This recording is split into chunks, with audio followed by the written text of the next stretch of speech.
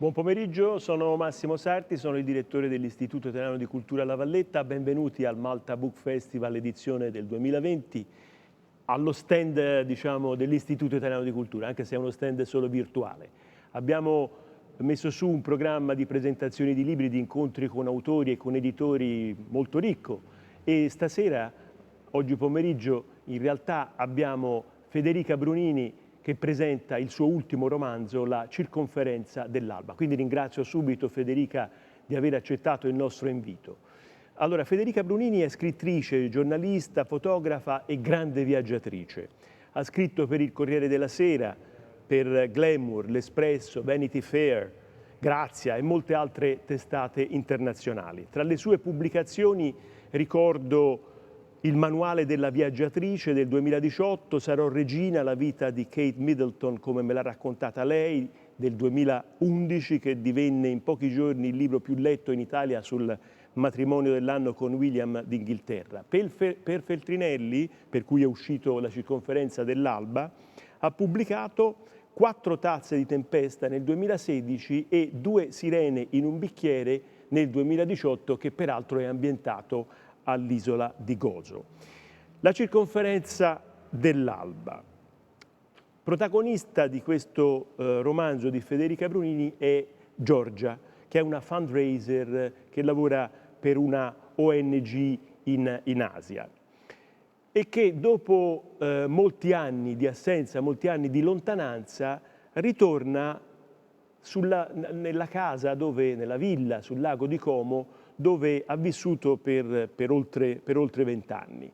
Ritorna perché questa casa è in vendita. Ebbene, in questa casa, in questa villa, girovagando per le stanze, toccando gli oggetti del suo passato, si trova a fare il conto con la sua esistenza, con i suoi ricordi, con quello che ha lasciato, si trova a fare il conto con chi è adesso e si pone domande su quale sarà il suo futuro. I personaggi principali di questo romanzo, oltre Giorgia, sono la madre, con cui Giorgia ha sempre avuto un rapporto difficile, la sorella, anzi la sorellona come viene chiamata nel romanzo, il nipote adolescente, il primo amore, il primo grande amore, l'attuale compagno e soprattutto il padre, un padre che era scappato in Italia dalla Jugoslavia di Tito e che era arrivato durante un'alba piena di luce in Italia e che è figura fondamentale dell'esistenza di Giorgia in virtù probabilmente proprio della sua assenza. Ma ci sono altri personaggi che sono molto importanti nel romanzo e da questi personaggi vorrei partire per fare la prima domanda a Federica Brunini. Un personaggio è l'acqua. L'acqua credo sia un personaggio che ricorre spesso nei romanzi di Federica, così come in Due sirene in un bicchiere. Quindi perché l'acqua? Cosa rappresenta per te l'acqua? Che ruolo ha l'acqua nel romanzo che hai appena pubblicato? Innanzitutto Massimo, grazie di questa intervista e di questa occasione perché mi permetti di tornare seppur virtualmente a Malta, che sai che è un posto che io ho amato e amo moltissimo, dove ho vissuto per quasi 7 anni, quindi porto sempre Malta nel cuore ed essere al Malta Book Festival con l'Istituto Italiano di Cultura per me è una grandissima emozione. Ti ringrazio anche per questa domanda perché mi permette un po' di rivedere insomma il mare, le onde e quello che mi sono portata via di Gozo di Malta e sicuramente insomma come hai giustamente notato tu l'acqua per me è un elemento fondamentale che in qualche modo ho cercato di mettere anche nella circonferenza dell'Alba. Nella circonferenza dell'Alba non abbiamo il mare, abbiamo il lago di Como, però abbiamo questo lago nel punto che nel libro viene proprio chiamato il punto mare, cioè il punto in cui il lago è più grande, in qualche modo si ha l'illusione del mare, quindi voleva essere una sorta di mare tascabile il mio, no?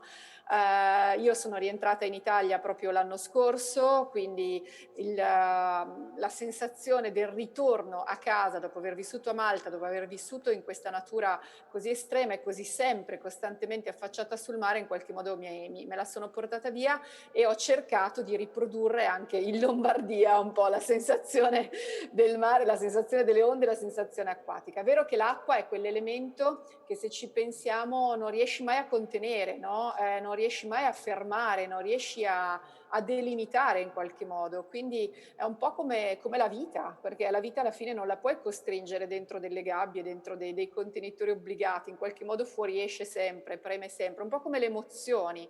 Quindi per me l'acqua è un po' quest'idea dell'emozione, del sentimento che non puoi domare, ma che inevitabilmente finirà per fluire e finirà a volte anche per travolgere. Bene, dunque un altro personaggio, anche questo inanimato, diciamo così, che caratterizza il romanzo sono i sassi, i cristalli, a cui Giorgia consegna i momenti salienti della sua vita. Ecco, come è nata questa idea dei sassi e quest'idea nel romanzo che tu chiami di geologia sentimentale?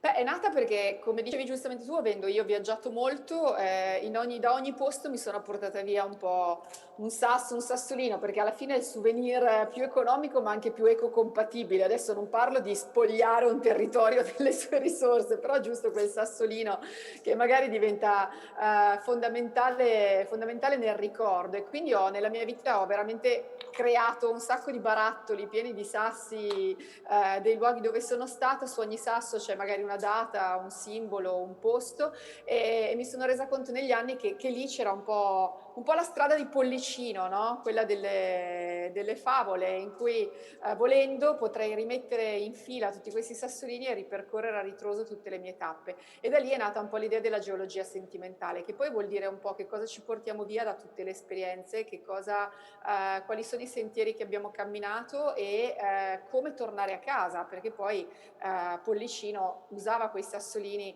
che aveva disseminato per tornare a casa. Un po' l'ho fatto anch'io in questo ritorno in Italia dopo tanti anni di vagabondaggio, come lo chiamo io, in cui ho messo appunto in fila tutti i miei sassolini. E da lì è nata l'idea della geologia sentimentale, combinata insieme alla cristalloterapia e al valore dei cristalli, al fatto che ogni pietra abbia un suo significato, abbia una sua valenza e anche degli effetti, diciamo, benefici, terapeutici su di noi, e ho cercato di combinarli in questo mix che ho poi raccontato nella circonferenza dell'alba. Bene, dunque intanto veramente invito tutti coloro che ci stanno vedendo a leggere Eccolo. questo splendido romanzo che io adesso vedo inquadrato nello schermo. È veramente un romanzo molto bello, molto intenso, molto ricco, emozionante. Vi invito davvero, davvero a leggerlo, a me è piaciuto moltissimo. Passiamo un attimo a una domanda su un personaggio, fra virgolette, in carne ed ossa, Ok. al padre, che è veramente una figura fondamentale nell'esistenza di Giorgia. Voglio, prima di farti la domanda, leggerti sono 2 righe del romanzo di parole che pronuncia il padre. Il padre a Giorgia: vattene quando cala il freddo sul cuore, scappa al primo brivido, corri sempre verso le emozioni appena sfornate, le mani che riscaldano il sangue, gli occhi che accendono. Ama tutto, tutto è energia, nulla e nessuno muore mai. Guardami, ascoltami, amami. Ecco, la domanda è: perché hai voluto esplorare la figura del padre e come hai costruito questo personaggio in particolare, questo padre in particolare? Beh, allora io parto sempre da necessità e domande personali che mi porto dentro io quando scrivo un romanzo, e sicuramente sentivo la necessità di fare un po' i conti con il mio di padre, che non c'entra nulla con il personaggio di Peter del romanzo, però avevo bisogno di fare i conti un po' con la figura maschile, e trovo che noi donne spesso dimentichiamo quanto è importante la figura paterna e quanto in realtà plasma un po' tutte le relazioni nostre con il maschile e con l'esterno, in realtà, no? Ci si concentra molto sulla relazione madre-figlia, madre e figlio, e spesso forse trascuriamo l'impatto che ha la relazione invece padre-figlia, perché di fatto il padre è il nostro primo principe azzurro quando siamo bambine, no? E su di lui poi modelliamo tutta la nostra affettività e la nostra capacità di relazione col maschile. Quindi sicuramente avevo voglia di rivedere questo rapporto adesso da adulta, capire che cosa era rimasto del principe azzurro di quando ero bambina, e capire anche io quanto fossi cresciuta e mi fossi in qualche modo confrontata poi con la figura del maschile e di mio padre in maniera differente. Ripeto, mio padre non è Petar del romanzo, un Petar che si è formato nella mia testa quasi invadendola, perché devo dirti che ha cominciato a camminarmi in testa questo Petar Radic, questo croato, io che non avevo mai in realtà conosciuto o viaggiato tanto in Croazia, eppure a un certo punto si è presentato nella mia testa e diceva devi raccontare la mia storia, e mi ha un po' costretto a fare due cose: a studiare geologia, a studiare un po' di scienza, cose che non erano miei temi, perché io ho una formazione fondamentalmente umanistica, e quindi dicevo aiuto, adesso mi tocca veramente mettermi qua e studiare le leggi della fisica e dell'universo. E secondo, anche interessarmi a quella che è stata la storia delle migrazioni dalla ex Jugoslavia, scoprendo che proprio nel 71, che erano gli anni che volevo raccontare io, c'era con la primavera croata, molti esuli sono fuggiti davvero in Italia in barca, approdando sulle coste delle Marche. E quindi insomma è stata un po' una ricerca e anche una conferma che quello che questo Petar mi stava raccontando in testa in realtà aveva senso ed era giusto raccontarlo. Nel romanzo il rapporto tra Giorgia e Petar è un rapporto quasi cristallizzato, è come se Giorgia in realtà continuasse a vedere suo padre come una bambina e non si permettesse mai di crescere, e invece a un certo punto, ma non sveliamo troppo del romanzo, questa crescita avviene anche in maniera forse inavvertita, forse inconsapevole, forse anche troppo velocemente, però succede così con la crescita. Un giorno sei un bambino e il giorno dopo sei un ragazzino, e il giorno dopo ancora sei un adulto e ti chiedi ma come sono arrivata qua? Cosa ci faccio a quest'età? E non mi sembra vero, no? Di aver messo in fila tutti questi sassi e tutti questi anni. Mm. Senti, nel romanzo i rapporti familiari escono soprattutto nella dimensione dei conflitti, nella dimensione delle cose non dette, delle incomprensioni. Ecco, mi chiedo, è così che vedi la famiglia? Io come qualcuno mi ha costretto a dire, trovo che la famiglia sia come la verità, raramente pura e raramente semplice, nel senso che nel contenitore famiglia ci stanno dentro davvero tante, troppe cose, e spesso ci fermiamo sulla soglia, no? Cioè, etichettiamo i personaggi, padre, madre, figlio, figlia, ma cosa c'è dietro l'etichetta? Cosa c'è dietro queste sorte di mostrine che ci mettiamo all'interno dei rapporti familiari, e quanto riusciamo a essere autenticamente noi stessi all'interno di una relazione familiare? Un po' queste erano le domande, dopodiché io non ho una visione negativa della famiglia, tutt'altro, anzi poi credo che sia molto vitale e sia fondamentale e sia quello che veramente ci plasma, ci crea e ci permette di essere noi stessi. Però è un invito, forse a una provocazione, a guardare anche dietro l'apparenza dell'etichetta famiglia, no? È facile dire la famiglia, è facile pensare alla famiglia come a un'idea, come a un concetto, e dimenticarci che poi è fatta di persone, fatta di emozioni, di paure, di timori, anche di non detti, sì, perché c'è sempre un confine tra quello che siamo noi e quello che sono gli altri. Spesso non è facile superarlo, e non è facile anche, come dire, essere autentici con se stessi, quindi come possiamo essere autentici con noi stessi senza tradire gli altri, senza tradire noi stessi. Ecco, un po' queste erano le domande che mi giravano in testa pensando alla famiglia. Qui è una famiglia italiana, sicuramente una famiglia italiana particolare, perché con un padre straniero immigrato in Italia negli anni 70, però ogni famiglia è famiglia a modo suo, non c'è la famiglia standard, no? In qualche modo. Ogni famiglia ha la sua storia, i suoi segreti, le sue dinamiche, ed è giusto ricordarcelo e anche rendere la verità di questa appartenenza. Centrale nel romanzo è il tema del ritorno. Vorrei leggere una frase del romanzo e chiederti un commento. Ok. Chi non torna è come se non fosse mai partito. Senza ritorno il viaggio è inutile. Ecco, puoi commentarci questa frase e poi ti chiederei anche tu dove torni, visto che sei una grande viaggiatrice? Ma sì, devo dire che mi sono resa conto che se non ripassi dal via, in realtà è come se non fossi mai partito, perché a un certo punto bisogna tornare al punto di partenza per rendersi conto del percorso che si è fatto, della strada effettivamente che si è fatta e di come questa strada ci abbia cambiato. Ecco, credo che sia fondamentale, perché altrimenti diventa una fuga continua, ma se non c'è un punto di ritorno, rimane appunto una fuga e non invece un vero e proprio viaggio all'esterno e dentro se stessi.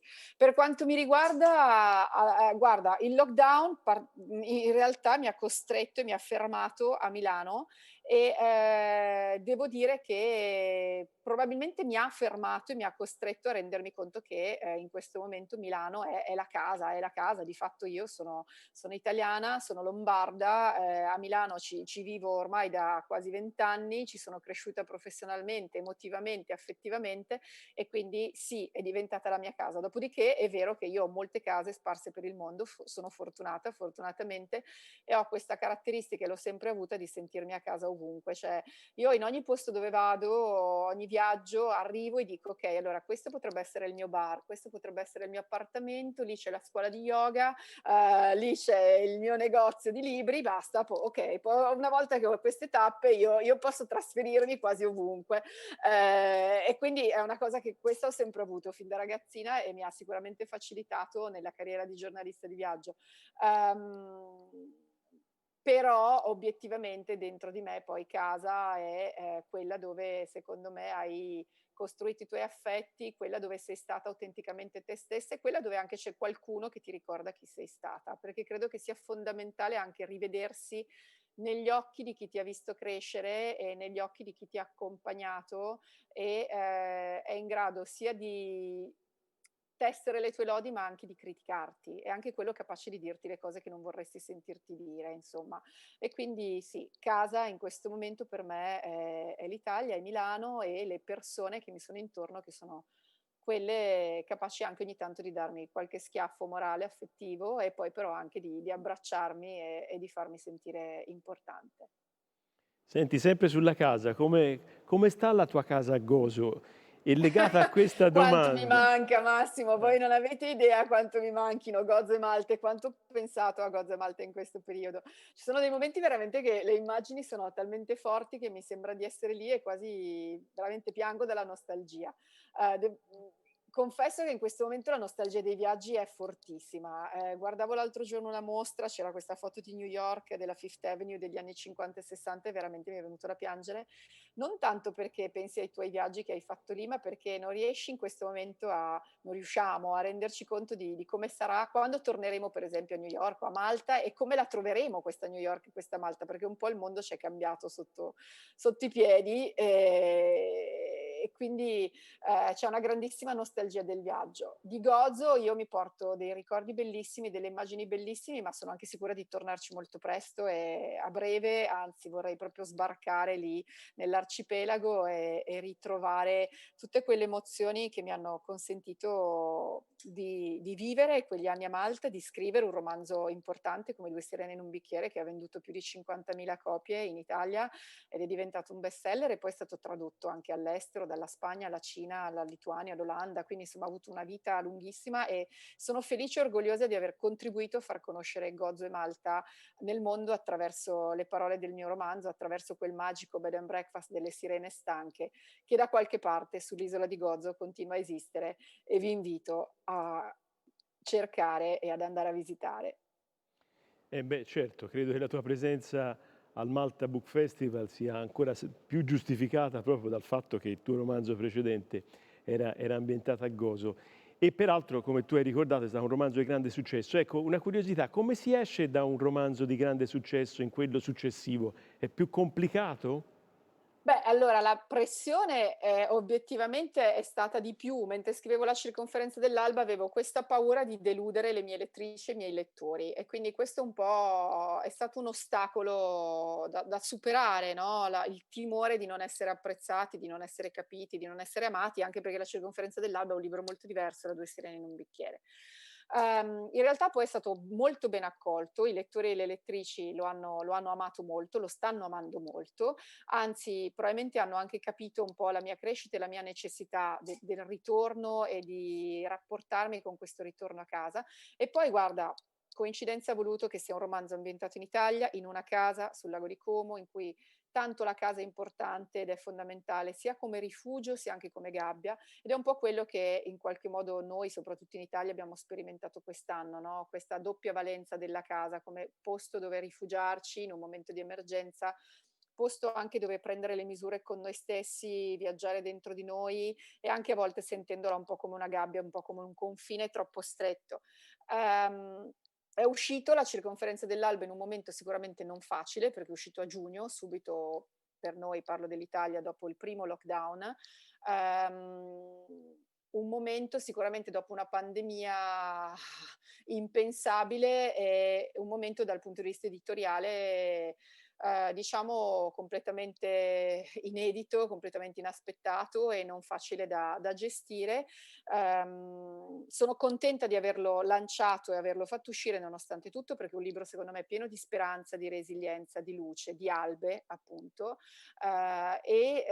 credo che abbia aiutato e abbia contribuito a risollevare un po' il morale di tanti che lo hanno letto e di far pace un po' con i momenti difficili di quest'ultimo 2020. Il mercato editoriale in questo momento sicuramente sta lottando con nuove dinamiche. Io stessa sto facendo una presentazione online qua su Zoom invece che essere lì con voi a Malta, quindi questo ci dà un po' l'idea di come siano cambiate tante cose, ma i libri rimangono secondo me il modo più facile, più veloce e più economico per viaggiare nel tempo e nello spazio, quindi invito tutti sicuramente alla lettura della circonferenza dell'alba, ma non solo, perché leggere è sempre importante.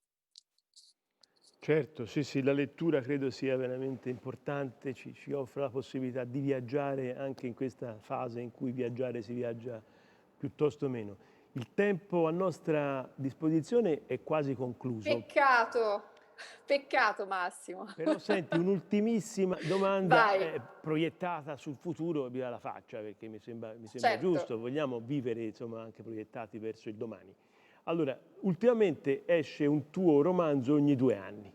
Eh? È vero, siamo 2000 riusciti a tenere questo ritmo fino a Ecco, oggi. allora non ci deludere, mantieni questo ritmo. Cosa c'hai nel cassetto?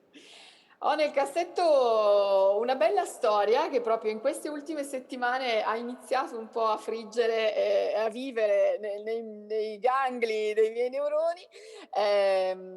Non voglio dirvi di più, ma non perché, come dire, non voglia svelarvi niente, ma perché io stessa non so di più, però insomma la storia in qualche modo è stata, il nucleo è arrivato anche il titolo, che per me è importante, perché io inizio sempre dal titolo. Per me il titolo è proprio come dire, il mio claim che mi metto lì e so che devo arrivare lì, è la mia meta.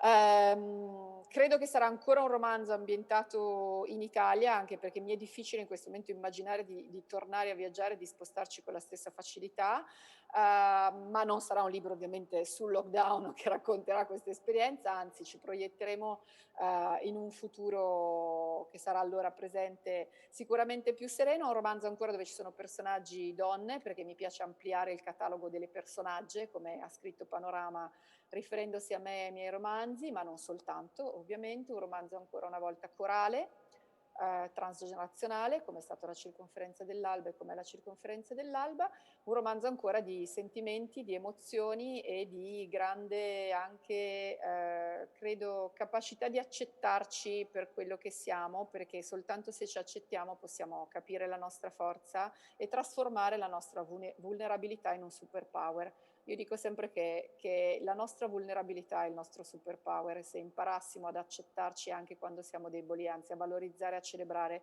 la nostra debolezza e la nostra fragilità, forse davvero non avremo bisogno di difese e forse veramente non ingaggeremo più nessun conflitto. E quindi questo è un po' il messaggio che spero di condividere con voi oggi.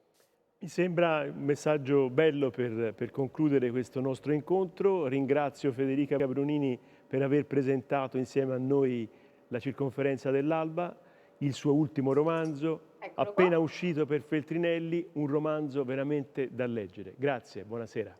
Grazie Massimo e grazie a tutti voi e grazie a Malta Book Festival per questa gentile occasione.